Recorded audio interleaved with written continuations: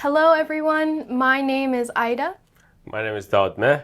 And I'm Dory. And welcome to Sedaye Daneshjoo. So for today's episode, we're going to be talking about something that every student faces but is rarely talked about, and that is uncertainty. We'll be talking about uncertainty, whether it's about careers, relationships, grades, or what comes after graduation. It's a feeling that can be uncomfortable and isolating, but something that makes us all human, right? Yeah.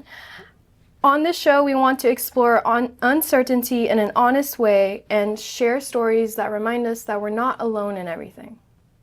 So thank you guys for joining me today. I wanted to start off with our first question, and I wanted to ask, when was a time you felt uncertain about your future, and how did you handle it? Yeah, great question. I actually feel a lot of uncertainty right now. I'm a medical student and I have a lot of career options in front of me in terms of what field and specialty I want to go into. I have a huge heart for plastics. I love craniofacial surgeries, cleft lip and palate surgeries, and really purely enjoy being in the OR and helping out in that way. But at the same time, I know that for women, it's kind of a harder field to be in, especially with the hours that I'll be working in residency. Hours are super long. The stress is really high. Miscarriage rates are more than 40% for women in plastics. So that's something that I'm like really thinking about, and I'm thinking, is it worth it for me to, if I want to have kids and I want to have my own family and I want to be the mom for my kids and actually play with my kids and be at home with them, and that's something I really want. But I also really want plastics and I enjoy it and it's a great career for me to have. How do I navigate this? They really do go against each other in a lot of ways. And what I did was I asked a bunch of doctors in plastics, a bunch of doctors in other fields, and I keep asking them as of today. I'm like, hey, why would you choose your field or why would you not choose your field? And I'm making a list for myself so I can look back at it and kind of have that comparison in the future to guide me towards my choice. But I would say I'm still uncertain as of now. The best I can do is ask around, ask my parents, gather as much information as I can, and then do what my gut tells me to do. So yeah. That's a huge uncertainty. Yeah. Like that would shape what your career would look like for the rest of your life. So that's a pretty big one, I would say, definitely. Wow, that's tough. I really share that experience, and I think uncertainty is something that every human being goes through throughout life, and it's very important to build the cognitive tools that one would need in order to navigate through uncertainty, because it's not just about school, it's not just about careers, it's about like every decision that you're making in life. Yes, at some points in life, they're going to be more pronounced than others, but it's still, it makes up a huge chunk of your decision making. Personally, for me, the most pronounced moment in my life that I had this sort of uncertainty was before applying to medical school.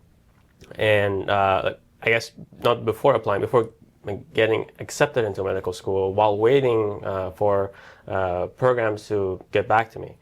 And this is it is a very challenging time. Like you don't know what your next year is going to look like. You don't know what the next 2 months even going to look like. And it's very it's disabling in a sense that you can't really make long-term plans. You can't make long-term relationships, like new relationships, because you don't know what's going to happen to you in the next couple of months. So I think it's very important for us to recognize it, to normalize it, and talk about that this is a feeling that everyone has, and it's not abnormal to have these sorts of feelings. And it's important to learn those and try to learn those skill sets that would help you navigate through it. Yeah. Wow. What you just said is exactly what I'm going through in the middle of the app cycle. I'm waiting to hear back from schools, and I don't know where my next 4 years will be. And yeah, it's tough, especially like if you're like on the wait list and you won't hear back until the very last minute. You have to figure out where you're going to live and what that would look like. And yeah, that's definitely a big one. So I feel like you just spoke right to my soul. But I guess sometimes when we don't have enough information to make a decision, and it's uncertainty to, I guess, like the highest degree, where you have no idea where to go and what to do, how do you guys make those decisions when you have to?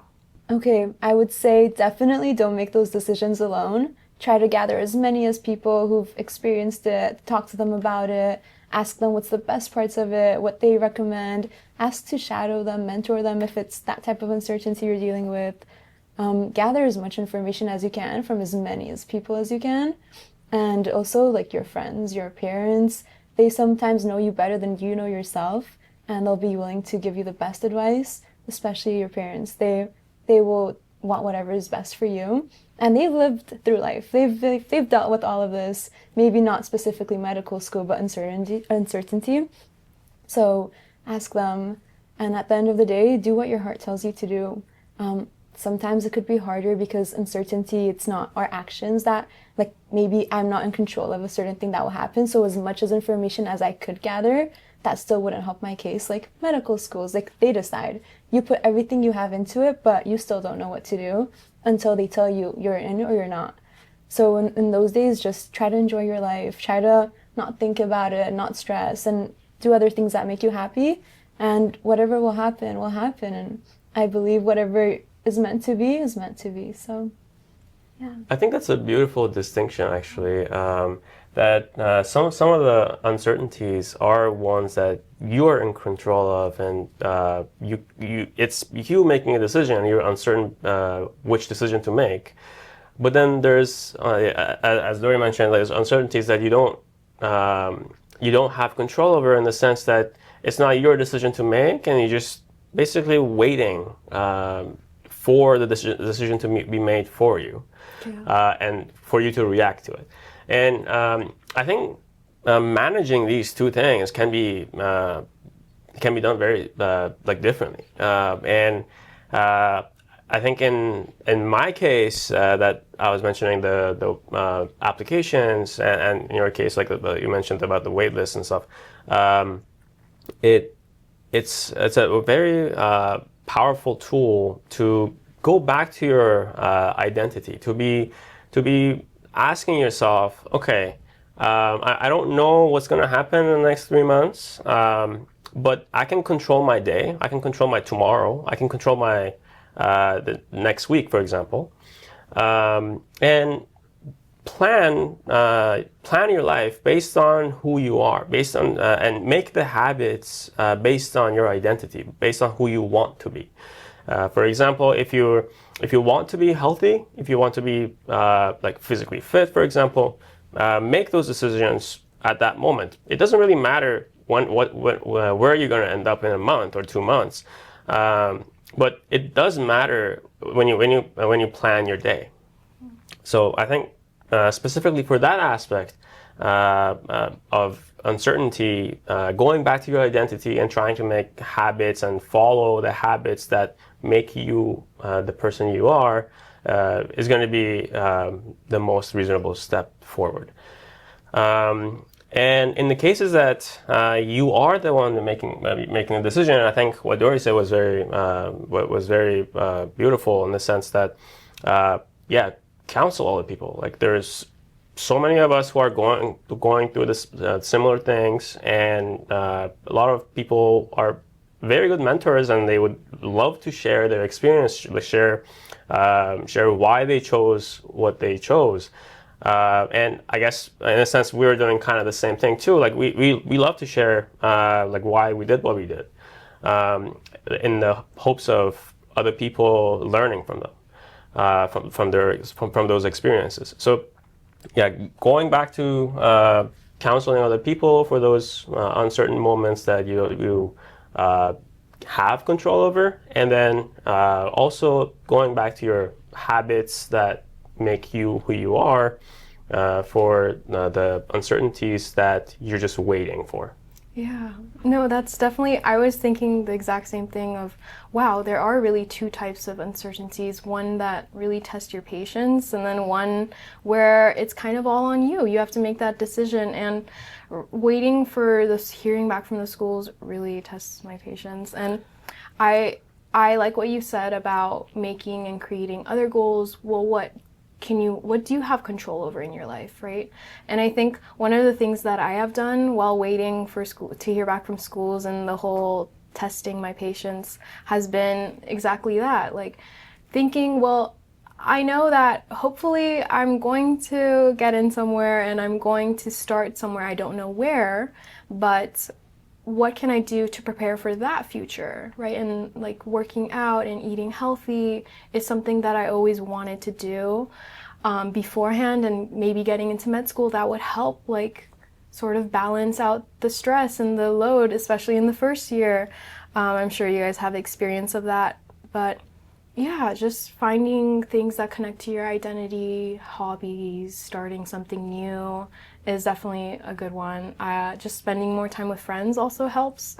Trying to distract yourself with friends, family, create plans, and so you're not constantly just in a loop in your head, just thinking, oh, what's going to happen, and starting to increase that anxiety.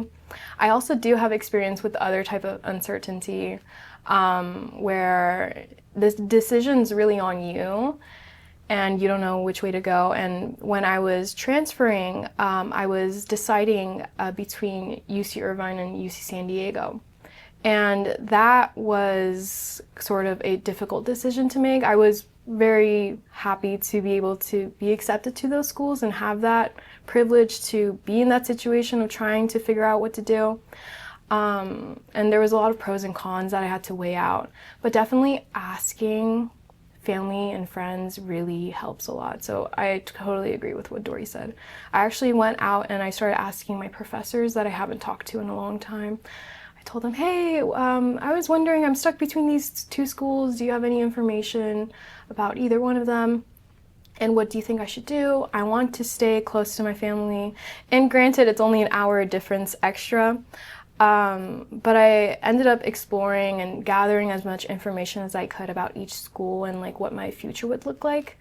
And it definitely wasn't an easy process. I did have a time limit to figure it out. But yeah, it ended up working out. I ended up choosing San Diego, and I think I made the decision based off the programs that the school had. So if anyone out there is in a similar situation and you're choosing between two schools, do a lot of research, see what programs exist. One of the programs I was really into was actually a summer program. Two types of uncertainty so I knew taught you guys. And how did you take those lessons into like future decision making? Yeah. I think it taught me not to underestimate myself. We're so much stronger than we think we are. Yes, it's very stressful, it's really hard to deal with, but at the end of the day, it always works out. So just don't doubt yourself. Have confidence. Yeah.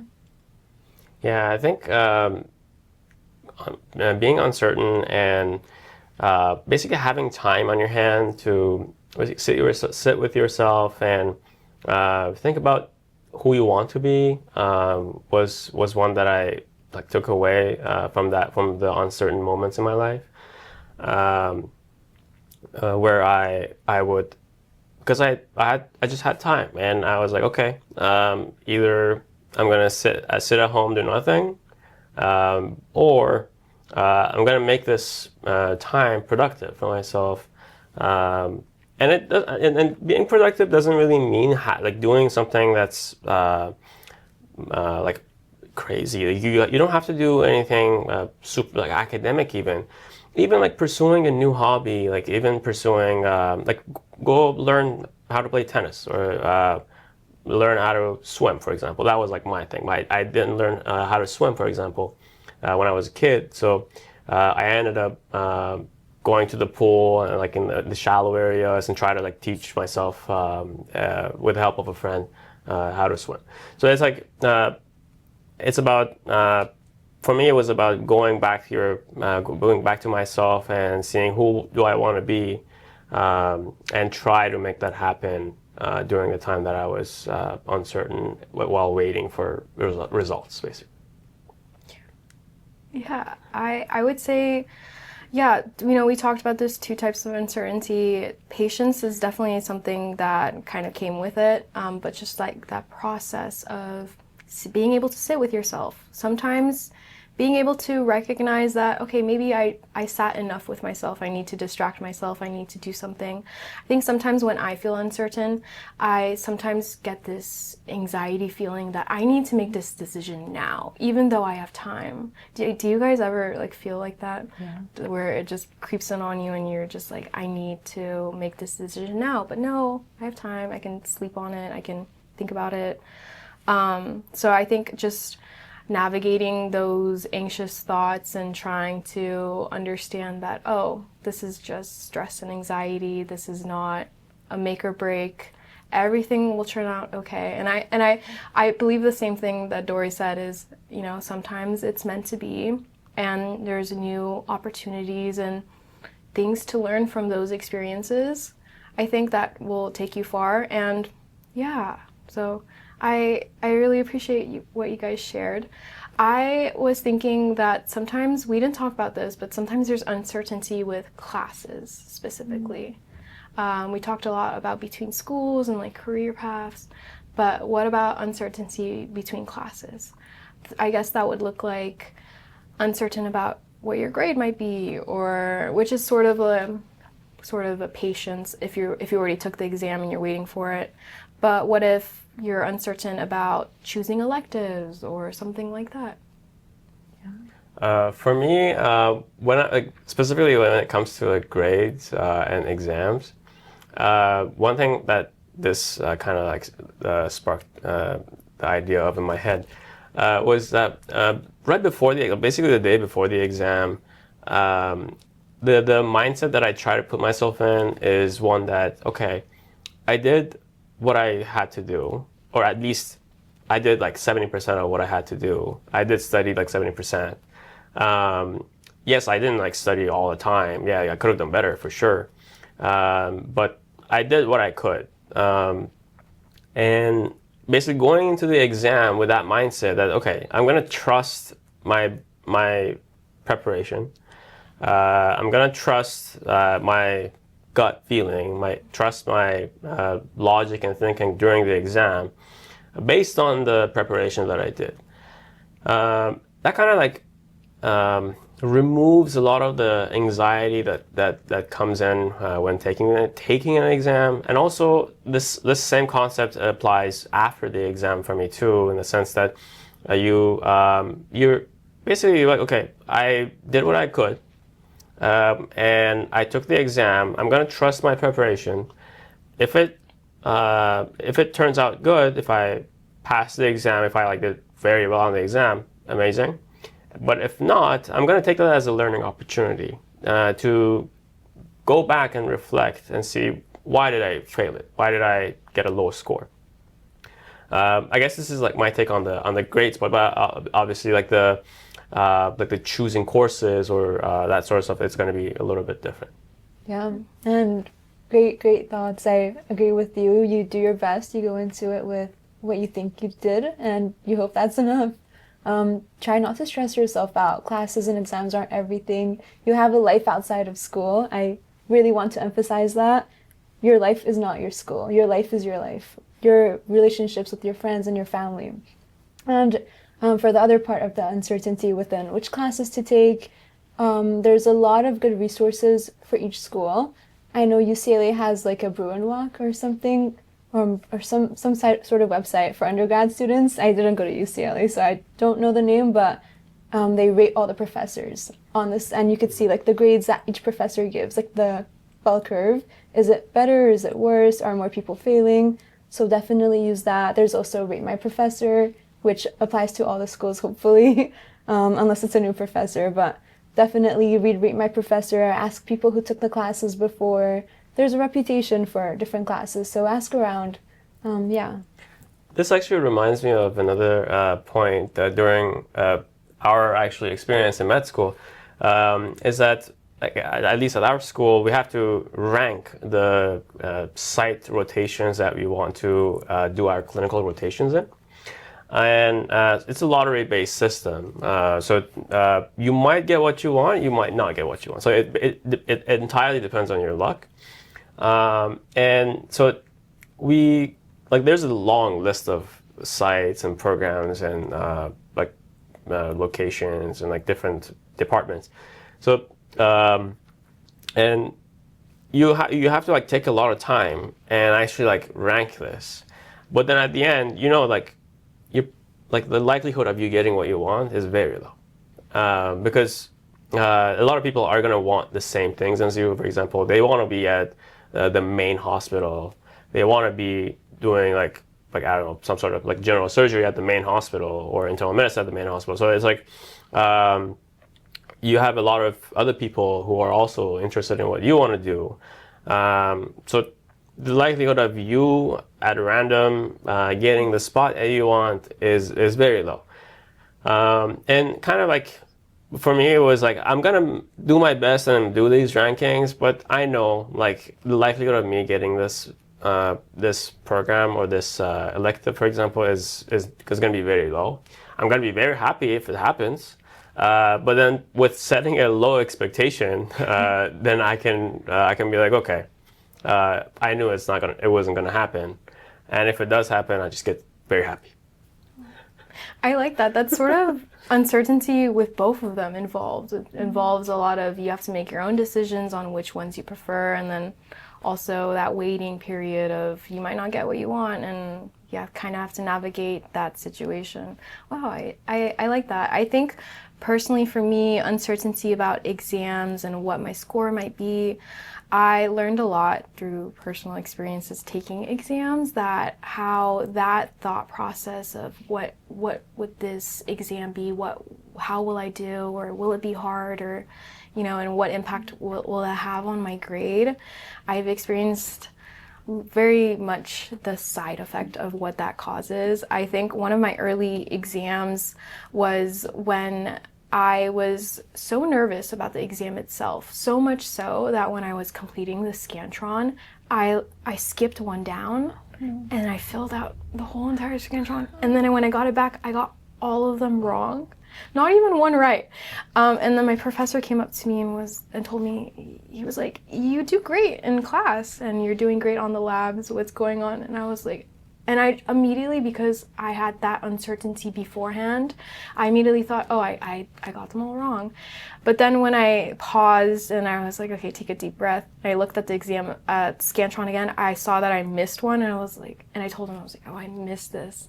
And then he kind of shook his head and he's like, you shouldn't be that nervous and stressed about exams. It's going to cause mistakes like this that could potentially fail you. And then he went and he was kind enough to like redo and move everything back up, all my original scores, and I ended up getting a good grade, and it wasn't that bad.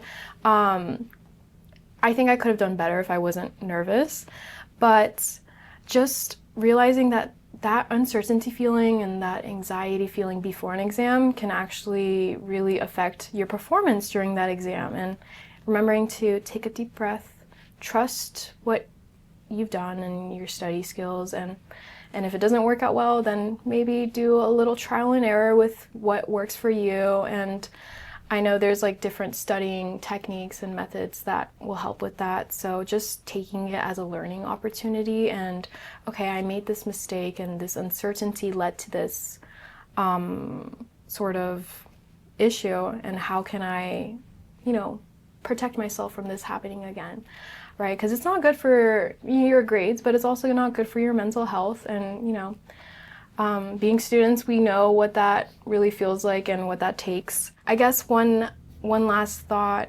or one last question is, what advice would you have for students who are going through this uncertainty period, whether it's sort of they don't have control over that decision or they have full control? Because I know it comes up a lot, and you guys have a lot of great experiences with it and how to navigate that. So I guess what's one thing that you would want our viewers to know? I guess in one sentence I would say, trust what you've done and try to take the next best reasonable step. Yeah, couldn't have said it better than Dadmir. You do your best and hope for the best. Whatever happens will be for the best. Thanks. Well, thank you so much for joining me today and talking and sharing your experiences. And thank you guys so much for listening. And that's all we have today for Sedaye Daneshjoo.